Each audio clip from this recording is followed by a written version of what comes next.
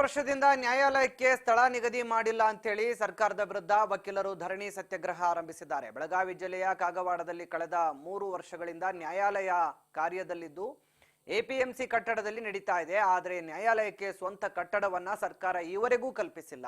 ಇದರಿಂದ ಸಾರ್ವಜನಿಕರಿಗೆ ಸಮಸ್ಯೆ ಆಗ್ತಿದ್ದು ಕೂಡಲೇ ನ್ಯಾಯಾಲಯಕ್ಕೆ ಸ್ವಂತ ಕಟ್ಟಡವನ್ನ ಒದಗಿಸಬೇಕು ಅಂತೇಳಿ ಆಗ್ರಹಿಸಿದ್ದಾರೆ.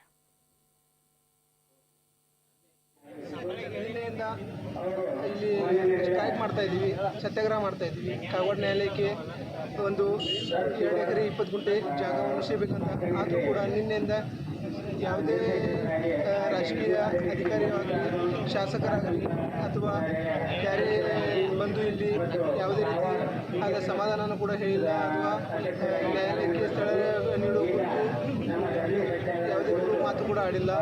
ಆದ ಕಾರಣ ನಾವು ಸತತವಾಗಿ ನ್ಯಾಯಾಲಯಕ್ಕೆ ನಿಖರವಾದ ಸ್ಥಳ ನೀಡಿ ಪ್ರತಿನಿಧಿಗಳಾಗಲಿ ಯಾರೂ ಇದ್ದ ಕಡೆ ಗಮನ ಹರಿಸುತ್ತಿಲ್ಲ. ಈಗಾಗಲೇ ಕಾಗವಾಡ ನ್ಯಾಯವಾದಿಗಳ ಸಂಘದಲ್ಲಿ ಆದಂಥ ನಿರ್ಣಯದ ಪ್ರಕಾರ ದಿನಾಂಕ 11/11/2024ರಿಂದ ಕಾಗವಾಡ ನ್ಯಾಯಾಲಯದ ಕಾಯಂ ಸ್ಥಳಕ್ಕಾಗಿ ಮಂಜೂರಾತಿ ಬೇಡಿ ಧರಣಿ ಸತ್ಯಾಗ್ರಹವನ್ನು ಹಮ್ಮಿಕೊಳ್ಳುವುದನ್ನು ನಿರ್ಣಯಿಸಿದ್ದು, ಆ ಪ್ರಕಾರ ನಿನ್ನೆಯ ದಿವಸ ದಿನಾಂಕ 11/11/2024ರಿಂದ ರಸ್ತೆ ತಡೆ ಮಾಡಿದ್ದು, ಅದೇ ರೀತಿ ವೇದಿಕೆಯಲ್ಲಿ ಧರಣಿ ಸತ್ಯಾಗ್ರಹ ಹಮ್ಮಿಕೊಂಡಿದ್ದು. ಇವತ್ತು ಧರಣಿ ಸತ್ಯಾಗ್ರಹದ ಮುಂದುವರೆದ ಭಾಗ 2ನೇ ದಿವಸ.